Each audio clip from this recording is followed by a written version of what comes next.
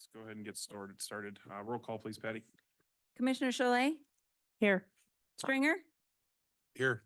Knack, Whitehouse, Here. McCaffrey, Here.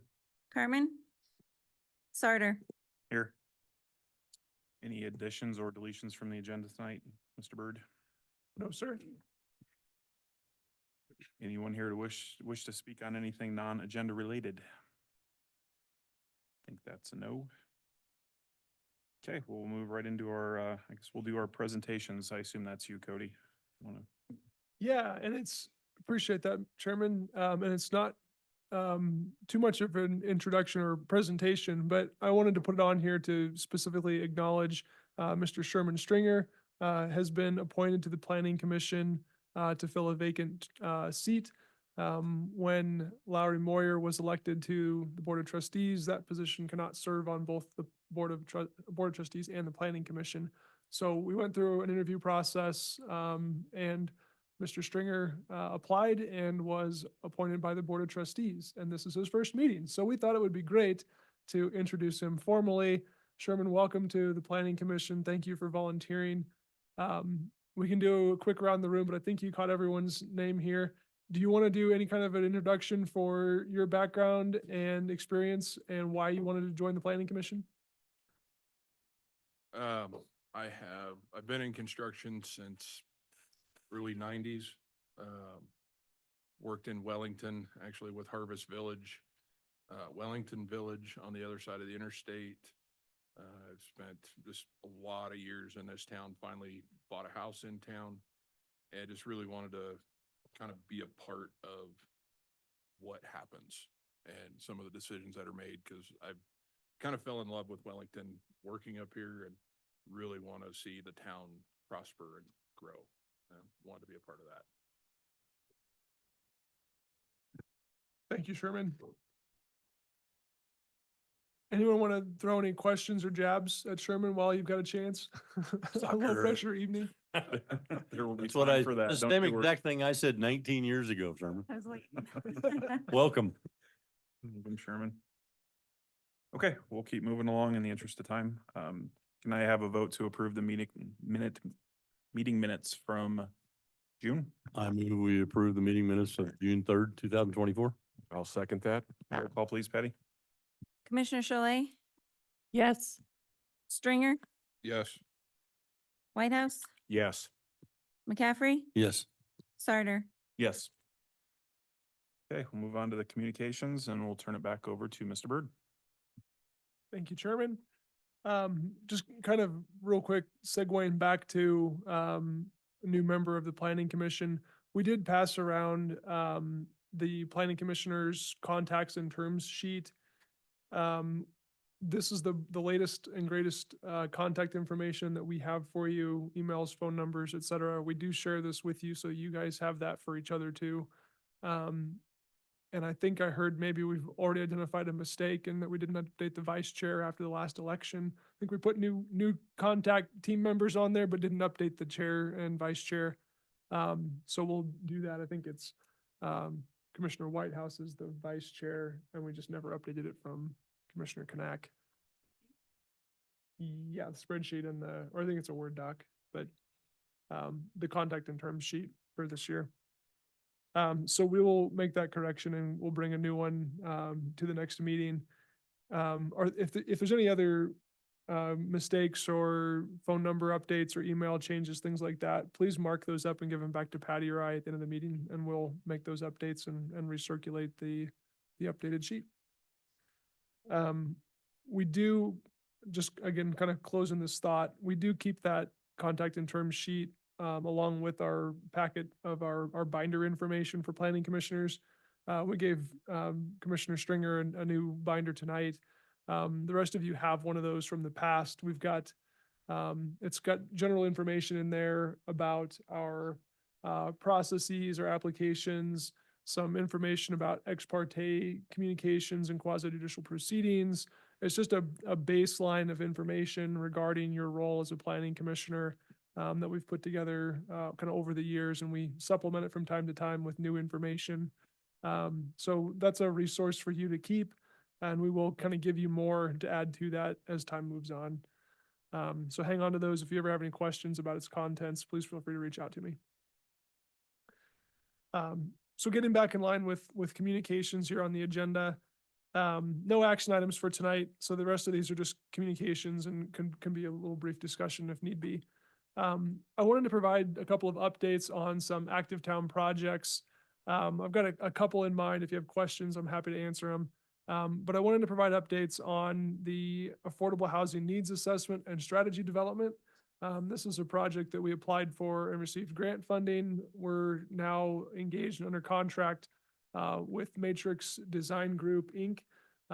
Their offices are in Denver, and they have done a multitude of this type of affordable housing assessment in the Colorado marketplace. We've got a kickoff meeting with them tomorrow to kind of meet their team members, in person or online, and putting together the kind of final schedule, public engagement activities, and building that out so that we can then come back and begin that effort in earnest. They'll be starting with doing a housing needs assessment. That's a very data-driven technical analysis of the Colorado marketplace, the Wellington marketplace. What's our inventory? What's our supply, vacancy rates? What the area median income is to kind of identify the thresholds for what would be affordable housing, what would be workforce housing, what would be low income housing, to identify where those thresholds are at in terms of Wellington specific needs.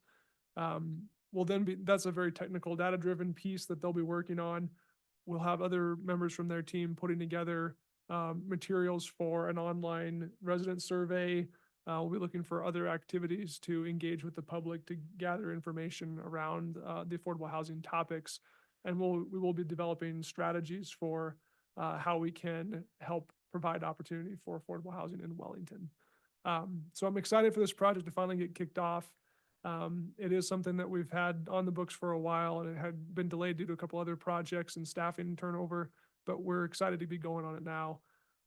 One of the asks that I will have for the affordable housing project is I would like to have at least one planning commissioner, maybe two, to be a part of the advisory group for that project. We'll be putting together a schedule of what those meetings look like. I don't believe it'll be a very onerous task. A couple of meetings, perhaps maybe outside of our normal meeting schedule. But we'll also be engaging with one or two board of trustee members and some of the experts or stakeholders from the community to participate in that advisory group as well. So we'll put together that on a better schedule as we move along. But if there's anyone who's interested in the affordable housing piece, I would be looking for one or two volunteers to participate on that project activity. Don't all jump at once. You can get to me after the meeting. I would definitely be interested, just, when those meetings would be. Okay. And I know we've got a couple of folks that aren't here to speak up either. So feel free to catch me after the meeting if you're interested, or if you want to learn more, or you send me an email. Sounds like I've got at least one so far. So keep that kind of in your mind as of something that you might want to partake with. I'm a mate.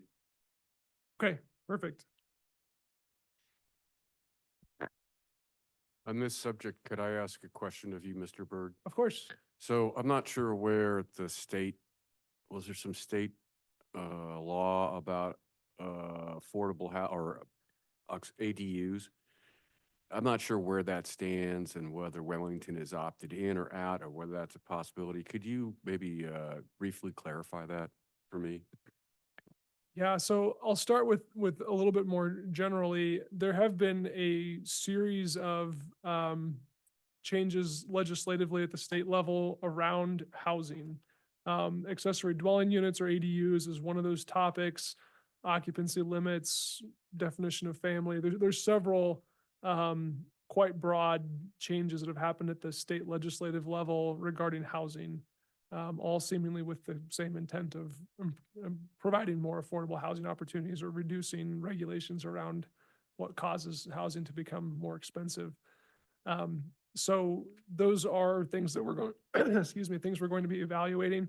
The timing works out really well in terms of this broader process that we're taking on for housing affordability, because a lot of those state initiatives are driven by costs and what adds cost to housing. So we'll be able to both evaluate the impacts of those, update our codes as necessary, and do it in the context of we're already looking at housing affordability. More specifically to your question on the accessory dwelling units, Wellington already allows accessory dwelling units in all of our residential zones. I think maybe one exception, apartments wouldn't allow accessory dwelling units, and I think manufactured home park doesn't allow accessory dwelling units. But all other residential categories allow accessory dwelling units or ADUs as a use by right. We haven't seen a lot of those come for permit. I think a lot of it is just while we allow them, there's still other concerns that are hard to meet or hard to understand and have not quite reached the mainstream. So that's something we're going to explore a little further in this effort to see if that needs to be refined to either make it easier or more cost effective. Okay, thank you. I gave you a bunch of information. I'm not sure it got to the heart of the question. Well, I just wasn't sure what the impacts, like, would there be mandates from the state that would impact what the town can or is able to do? And I just don't recall where that all ended up, because I know there's a lot of discussion, at least if you read in the media, there certainly have been some noises made, and I'm just curious about that aspect of it.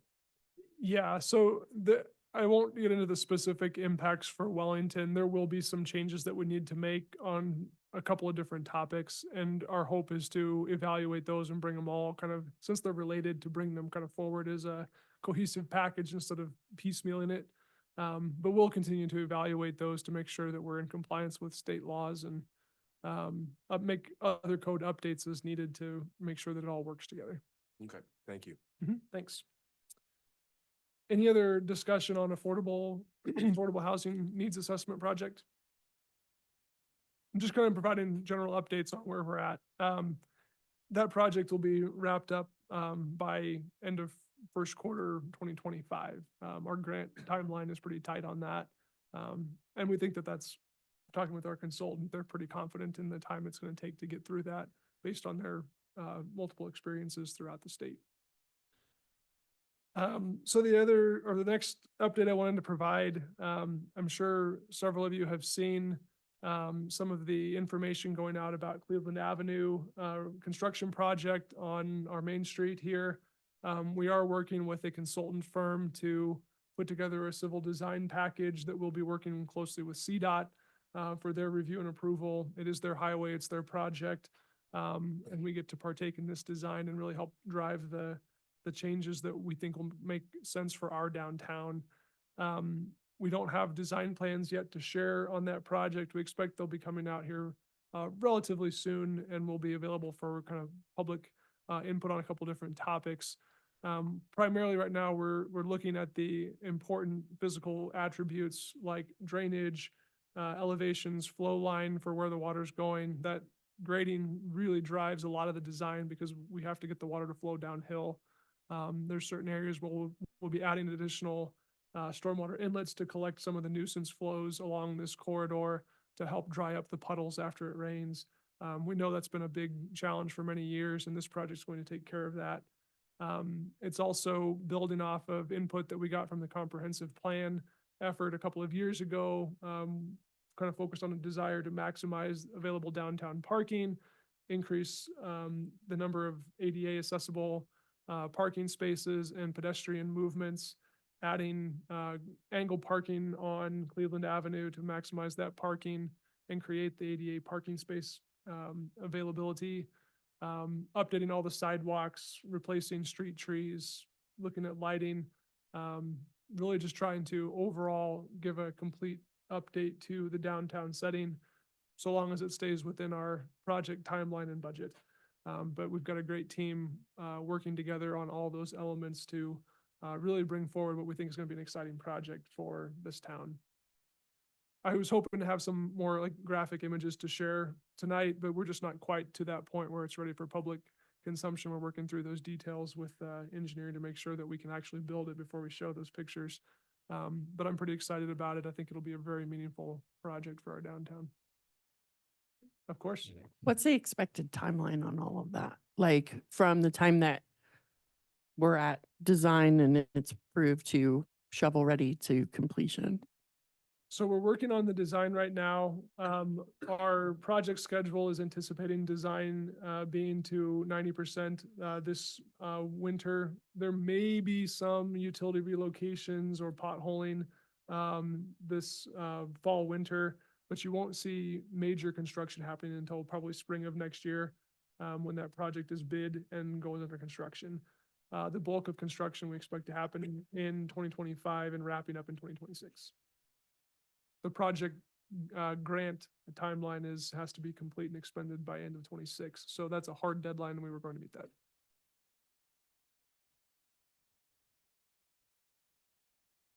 Other questions on Cleveland Avenue? Awesome. I'm just giving you some broad updates.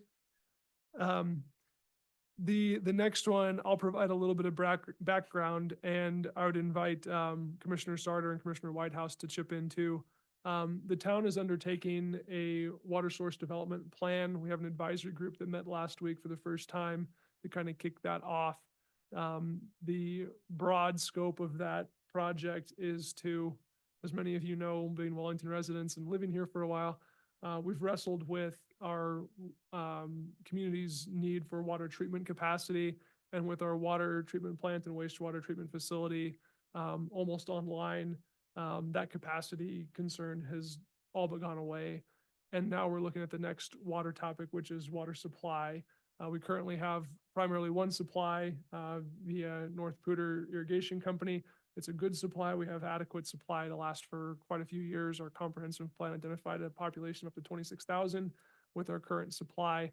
But we know that that's not going to last forever. And it is one source, having a redundant source or a secondary source for backup is desirable to make sure that we can meet the needs of the community. So we're diving into that project. We've hired Westwater Research. They're an excellent firm that specializes in this type of work. And they're going to be facilitating this process and helping to identify different source alternatives, and then working with our technical staff and our advisory group to look at each of those alternatives in terms of, do they make sense? Are they the best option? Are they feasible? And can we afford to do them? What's the timeline for rolling those out? Very broad subject matter, but it's definitely one that's important to the community. Before I talk any further, Commissioner Sarter, Commissioner Whitehouse, anything you want to throw in there from that? I know it was a first meeting. It was still pretty raw, but. You know, it was raw, but if you're in any way, shape, or form a planning nerd or a water nerd, or you are just curious and nosy about what is going on in this town with water, there's going to be some pretty exciting stuff coming out. It was it was supposed to be an 1.5-hour meeting, and I think we went 2:15 on it, and it was good, open discussions, very interesting topic. Just to paraphrase what Mr. Bird said, I've got the mission statement for the advisory group right here. I'll just rattle it off for you guys. The water source development plan will provide the town with a clear and actionable guide for ensuring a reliable and affordable water supply into the future. By assessing the current water system, future needs, financial factors, and stakeholder input, the plan will define effective solutions for meeting both near and long-term water demands. So that is what we are all about. It's going to be cool. I'm excited for it. In my understanding, this is a pretty, I think we're supposed to be wrapping up by the end of this year. And of course, this group is only in an advisory position, but any path forward would certainly need to be enacted by the trustees, because that's a policy choice. So, but it's a pretty short timeline. Yeah. Aggressive, I think is the word. Ambitious, yeah. And just for some context on the timeline, in northern Colorado, particularly where Wellington is at, we're geographically somewhat constrained as to what water supply options are readily available or may become available. So it's not as long of a list as other communities south of us where they have other alternatives to consider. It's a relatively short list of realistic projects that would fit this need. And with Westwater Research's background, they've already done a lot of work into the due diligence on some of these projects. So they're coming to this feeling very confident in their ability to help us vet these alternatives that are available to us. in a relatively short time frame based on their background and knowledge on these topics. And working with our engineering staff and our water resource manager, we feel the same way. A lot of the alternatives that are on this list are things that the town has looked at in the past. Those projects got put on hold for a little bit while we worked through water treatment plant and wastewater treatment plant projects. And now we're bringing the water source plan back to the table. So we're not starting from complete scratch on this either. So we are excited. It's an important project and a meaningful project. So we're excited to be doing that. One of the charges that the advisory group has in this process is to be advocates for the project and for the community, to kind of be a medium to transfer information back and forth across boards, commissions, this advisory group, and the community. So what we'll probably do is ask for kind of updates. The advisory group's only scheduled to meet maybe monthly or so throughout the scope of that project. But we'll probably use the planning commission meeting opportunity to share updates on how that's going and solicit some feedback from the planning commission into that overall process. So one, thank you for doing that. As someone who sat on the water and sewer rate boards, the investment of time that you guys make will result in a recommendation that is, in my opinion, is the most well-informed recommendation that'll be made to the trustees. And, you know, if the past track record proves, the advisory board really helps drive what we ultimately do as a town. So I appreciate it. And so is there an expected recommendation outcome from the advisory group? Yeah, so thanks for the question, Commissioner Chalet. The advisory group's recommendation is going to consist of kind of a top 2 or 3 alternatives that make sense with a kind of a prime and maybe supplemental for what strategy is the right strategy for the town to pursue. They'll be making that recommendation based on availability, feasibility, timing, and funding, knowing that those couple variables don't always align. So it'll be a very informed decision-making process or recommendation-making process, looking at all the different angles for what supplies make the most sense for Wellington. Being presented to the Board of Trustees, we hope for successful adoption of a plan that's going to guide, don't chase every loose end, but chase these ones that make the most sense for the town. Those are all very technical terms.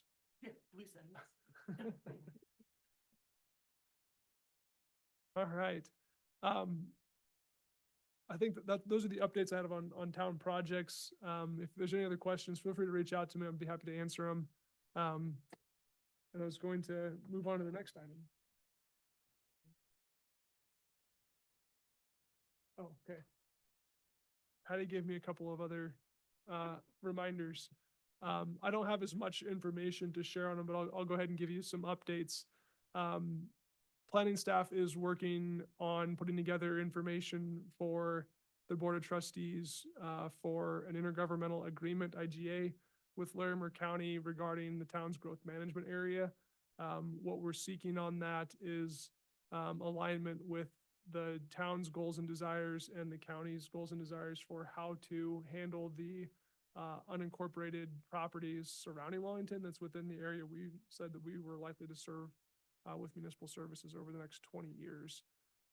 There's a couple different ways to approach that, and what we want to do is make sure that we've got a very informed approach to the town's goals and desires for our long-term growth, but also be cognizant and respectful of our surrounding unincorporated property owners in the county, and making sure that there's a process that makes sense for both, but aligning that with the county's review procedures and the town's review procedures so that when a proposal is submitted, the property owner knows where to go, what to expect, and the subsequent reviewers have a path forward for how to make sure we're not duplicating municipal services, approving development where it can't be served, and otherwise working in good faith to achieve the best results possible for land development. So we're working on that with county staff, and we'll be bringing information back to the Board of Trustees. We may also engage the Planning Commission at some point in that process, but the dates are not yet determined. So we'll keep that on the agenda as needed to work that process through. I swear not to be annoying, but this is actually something that I wanted to bring up. For those of you that don't know, I'm also the vice chair of the planning commission for Larimer County.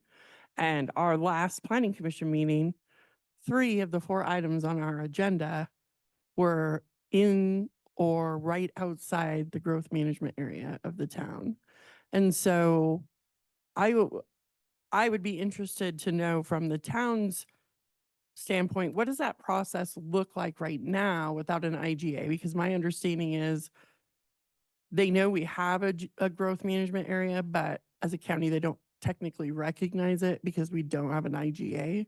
So when a project is proposed, as were a few of them, most specifically the solar project is the one I'm wondering about. It's very close to the town boundaries, but outside the, or in the GMA. What is the process from the county to the town for our policy on submitting comments with that kind of thing in mind? Like, I'm just curious what that all looks like, because there was a lot of confusion for me just because I know too much about the town, but sitting wearing a different hat. And so I'm wondering, will the IGA clear up some of that and all of that? Yeah, so great questions. And I'm not going to be able to answer all of them because you're asking, what does that look like now? And the answer is those are the things that we want to define in the IGA. Currently, there's not a clear procedure or process for how to handle those. And that's what the town and the county desires, is when that application comes up, that's on the fringe or in the Wellington's GMA, how do we handle those processes so that there's a clear expectation and a fair process that the landowner can expect to know how to be handled in that circumstance. Currently, we've had a couple of instances where properties have said, we want to annex into the town of Wellington, and when we talk to them and they say, well, we can't afford to do that. So then we can't annex you. And then they go to the county and say, we want to do this. And the county says, we don't provide those services. So they're kind of stuck. And this IGA process would help to alleviate some of the back and forth and the uncertainty around providing some flexibility for the county to approve a certain type of development within that defined IGA that wouldn't compromise the town's long-term growth desires, but wouldn't shortchange a landowner now in terms of them not being able to do anything until municipal services reach them. That's the whole. Well, that and some other things too on, design of roadways, infrastructure, non-duplication of services are all goals of that IGA. And those details for how it works are the parts that we need to flesh out and design. Any other questions on IGA? Kind of moving along. Thanks, Patty. Town staff is requested funds in our current CIP for a transportation and mobility master plan. We're working towards taking those first steps later this fall to get an RFP out for what that would look like. We've also recently had an annexation agreement approved for Sage Farms annexation that included private participation on the funding of that transportation and mobility master plan. And the timing of that is 2025 for those funds delivery. So we're going to kick that project off and then match those funds with private contributions to fulfill that transportation mobility master plan study effort. We expect that that's not going to be a quick effort. There's a lot to work on, but it coincides well with the IGA timing and other development plans that are in the works to make sure that we've got a good sense of where our top transportation priorities are, what's realistic, what are the timelines, what are the plan level cost estimates, so that we can inform our development practices, make sure development is paying its fair share, updating our impact fee schedule to make sure that we're capturing the right amount of money per unit based on the known needs. So that's a big effort that we'll be undertaking beginning this fall. And last, Parks and Rec Department will be working with the planning staff and vice versa to initiate updating the Park and Trail master plan. That's another project that's been in the works for a couple of years, and it hasn't been able to make it to the top for funding priorities, but beginning this year or next year, planning staff will be helping Parks and Rec update our community's park and trail master plan. We'll probably, for both of these master plan efforts, we'll be looking to engage with consulting firms that specialize in these areas to assist staff and the public kind of work through engagement, the needs, surveys, and putting together the final reports for those priority projects. There's a lot of exciting things going on. Oh. Yeah. Okay, I don't have any other updates. Any other quick questions on those? Awesome. Chairman, can I move on to the next agenda item? Yes, you may. All right, I don't want to usurp the authority, but I'll keep us moving. And that will apply for item C and item D as well, so proceed. Duly noted. Thank you. I included in your agenda packet the second quarter 2024 residential building report and lot inventory report. You can see things have slowed down a little bit, which is kind of seasonally significant. We do see typically on average a larger number of permits issued in the first part of the year, and then taper off through the summer. We'll see a little bit of a push in the fall for permits being issued where they try and get the construction in the ground and above ground prior to winter so they can work on interior finishes throughout the winter and have lots or units ready for sale in the spring. We expect that trend to happen again this year as it does most years, but we are a little bit behind where we thought we would be, but I have confidence that that's gonna kind of be right in line with where we thought it would be for this year, where we predicted 50 units. I think in meetings past, when we've done this quarterly report, it wasn't very clear what was on the charts, what was actuals and projected. So we did change the colors and put a line in there to kind of make that clarity a little bit more obvious. And so I hope that makes sense. I'm happy to continue to tweak this to make it a better product. So if you have thoughts or suggestions, feel free to holler at me and I will make those updates. Any questions on the building inventory report? I guess maybe one other thing of note on that report that the planning commission would probably be more in tune with than maybe some others in the community, but Columbine Estates, the last phase of Mountain View Ranch, has been fully permitted except for one unit, which is the model homes parking lot. They're not gonna put that under, or we're gonna permit on that one until they're ready to move the parking lot out because there's an expiration on the permits. So they've fully permitted all the lots and they just slowed down their build schedule based on absorption rates. So we've still got probably 12 or 13 starts out there that haven't yet dug foundations, but they are permitted. So that subdivision is on your inventory list, shows one remaining unit. It's just nuanced that those are the permits and you haven't yet seen the construction start on all of those units.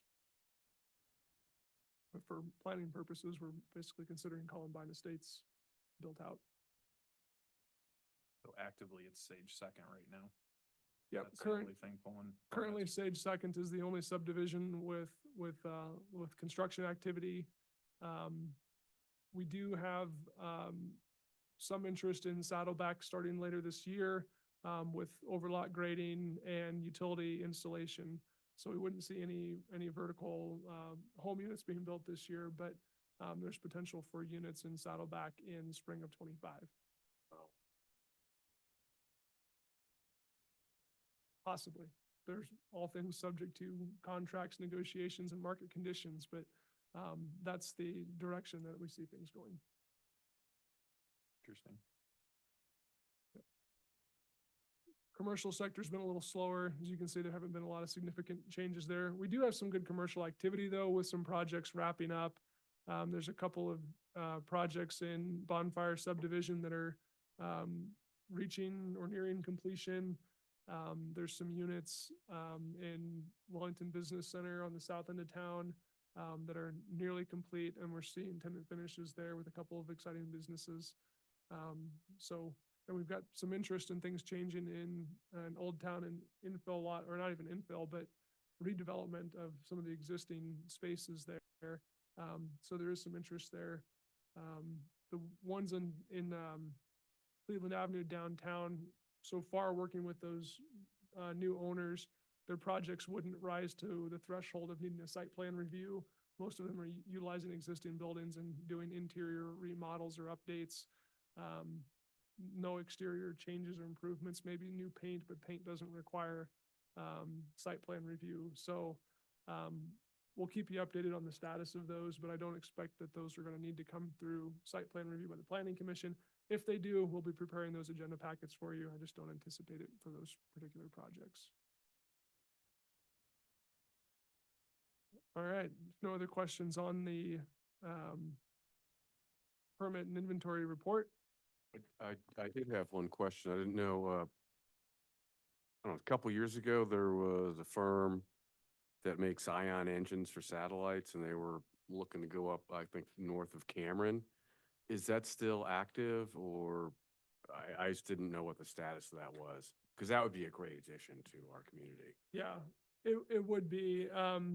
Coffin Robinson Inc., I think, was the business that purchased a piece of property in Bonfire subdivision and went through a site plan review process. Those plans are still valid. They have not reached their expiration date. We would reach out to them and let them know when those are coming close to expiring, so that they would have the opportunity to renew them or at least get them extended if they desire. But we have not heard from them in terms of an anticipated start date. I think they've had some other, I'm not going to speculate because the last I heard was over a year ago, but they had put their construction schedule here on the back burner, waiting to see how some of their contracts shook out. Okay. So that's the not very recent information to share, but they do still own the property. They still have site plans that were approved and are valid. And we would hope to hear from them if they wanted to update or continue their project here. We did hear, we've got a couple of other projects that were approved a couple of years ago. One in Box Elder Commons, Filing 2, which is the commercial area south of Ridley's.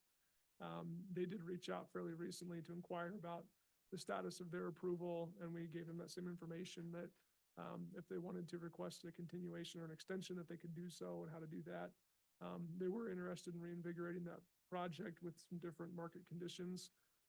That's not it doesn't bring that project to bear, but they're still talking to us and trying to evaluate how to make that project move forward. There's a project in not Wellington Business Center, Box Elder Business Park up north, our light industrial area, was site plan approved a couple of years ago, and they're now looking at initiating that project for site construction. So some of the projects that you've seen a while ago haven't gone away completely, but they're kind of on pause, and we expect that they'll come back here hopefully fairly soon and see some construction activities, or at least an extension request. Yes, absolutely. And it's a kind of ironic too, not to lose heart as a planning commissioner. Staff gets a lot of questions, inquiries, business leads on a regular basis. And in my past experience, we get a lot of talk before something's actually submitted. And so we have had a lot of interest in commercial opportunities, and they just haven't quite timed out to where they're ready to go yet. They're maybe waiting on economy, waiting on market, other factors that come into play. But there is still quite a bit of interest out there. And staff has been in communication with some really good opportunities that I can't talk a lot about, but they're out there. So it does provide a lot of hope for commercial and economic development here for the future.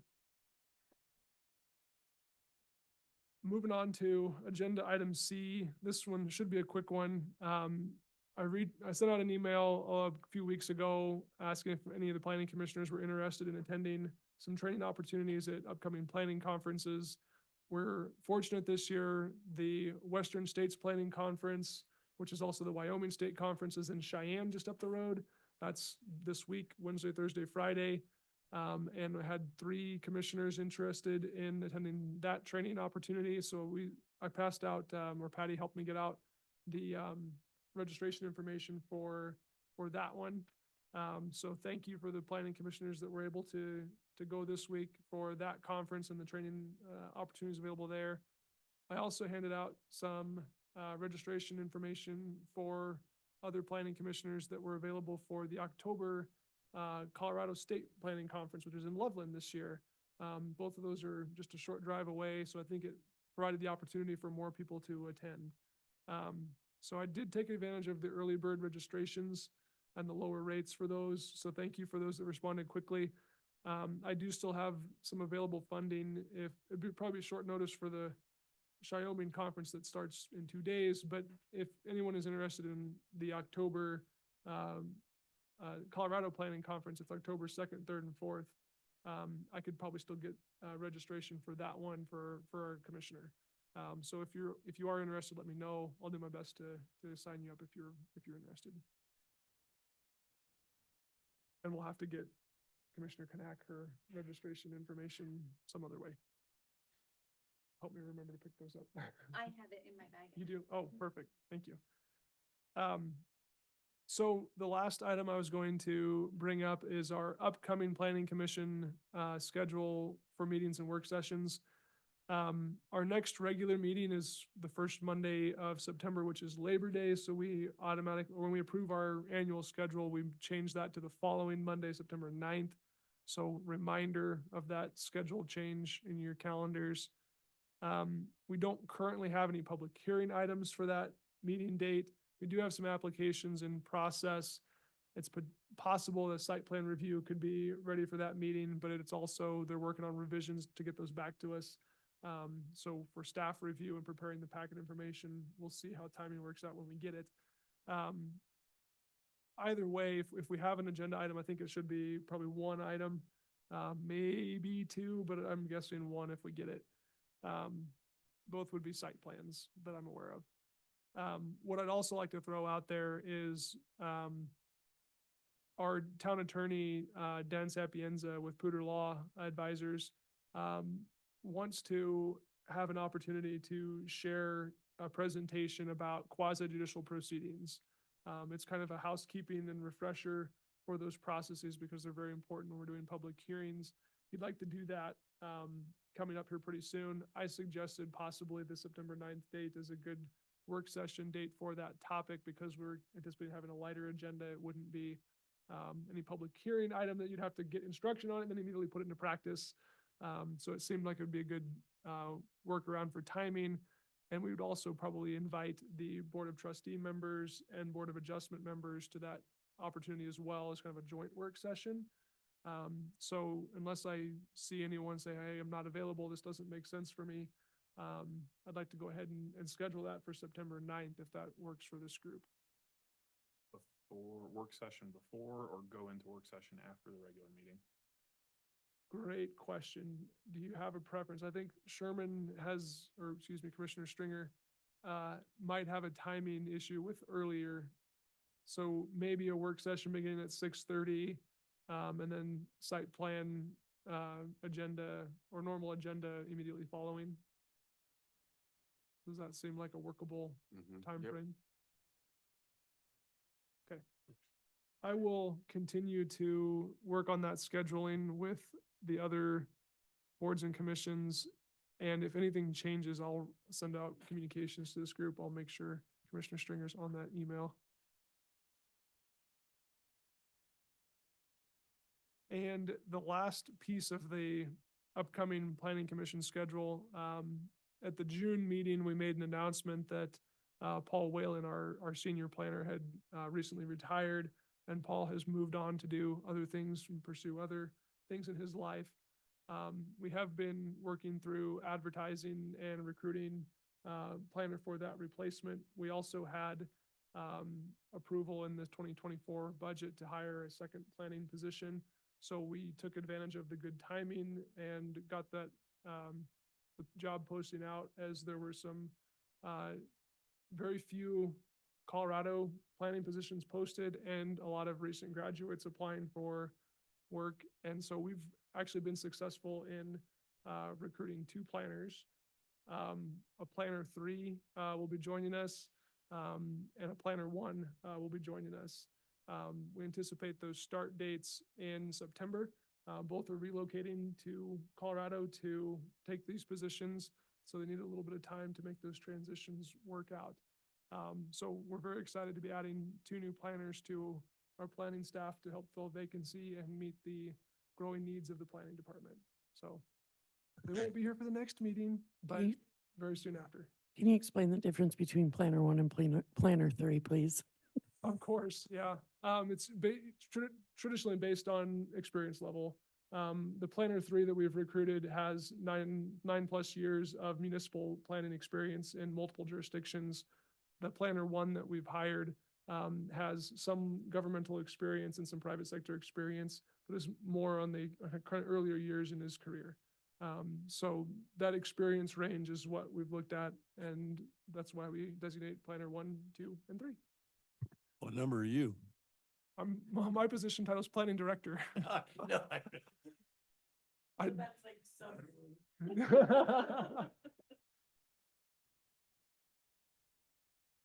So those are my updates and my communications. I appreciate you bearing with me. That was a little longer than I thought it would be, but appreciate you sticking with me. Thorough.